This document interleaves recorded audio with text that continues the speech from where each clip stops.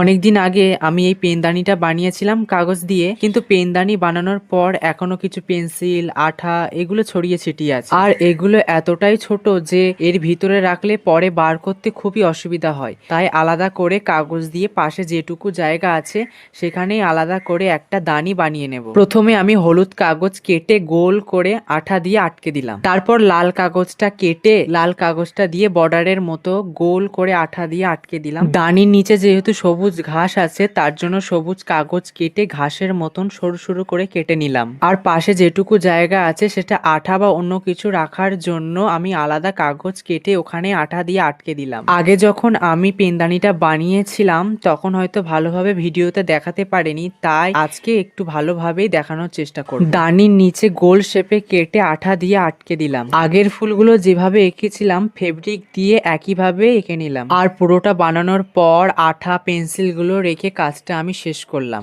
এবারে আশা করছি পেন্সিল আঠাগুলো আর ছড়িয়ে ছিটিয়ে থাকবে না। প্রথম থেকে পেনদানিটা কিভাবে বানালাম যদি দেখতে চাও তাহলে নিচের রিলেটেড ভিডিও ক্লিক করে অবশ্যই পুরো ভিডিওটা দেখে নিতে পারো।